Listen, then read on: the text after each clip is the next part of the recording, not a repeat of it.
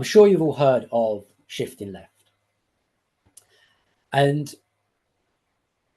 the term gets bounced around a lot.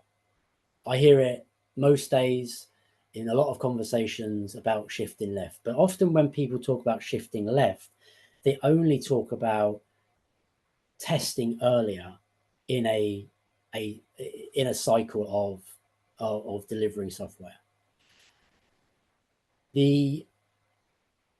And often that sits within the pipeline as well. But actually, to really shift left, it goes all the way to ideation, the original, what is the idea, and shifting all the way there. And that's where we can start building quality in from that point, by asking those questions, using those 6 Qs, building a common understanding, thinking about how we, looking at how we prevent issues. And by doing that, and starting to build that mindset of collaboration early, bringing all the people to the party early, asking those questions, we start building that common understanding. We start thinking about issue prevention. We can then start building in different ways of working around paired coding, paired testing. Automation obviously helps massively so, but again, it's the investment for automation, or the value in automation, is what you do up front in defining what it is you want to build in the first place.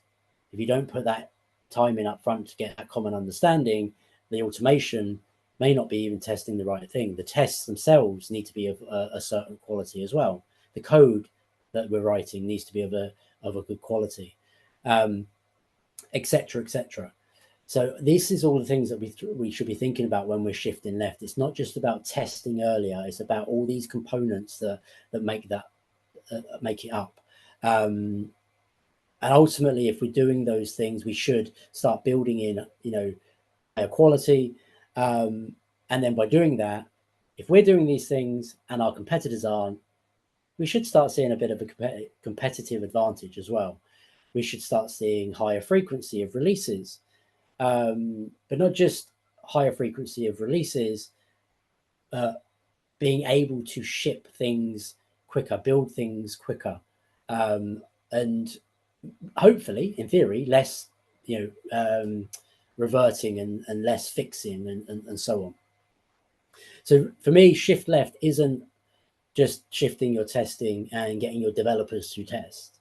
Shifting left is bringing people all the way to the beginning of the process and being in those ideation sessions, using things like example mapping early to really define what it is that you're looking to build and who the customers are, building out those scenarios and building that common understanding. And then from there, you write your code, you write your tests and collaborate, etc. But if you notice, everything here is each of these boxes has continuous collaboration and feedback throughout. It's not a moment in time, it's ongoing. You need to make sure you have those feedback loops. Now, I want to talk about shifting right. It starts to get talked about more, not as much as shifting left, but there's a lot of value in shifting right. And what I mean by shifting right is predominantly production. Okay, what can we learn in production? What testing can we do in production? We can run experiments. We can toggle features on and off. We can do canary releases. We can ensure that we can do performance testing using our monitoring that gives us information about what our customers are doing, so on and so on.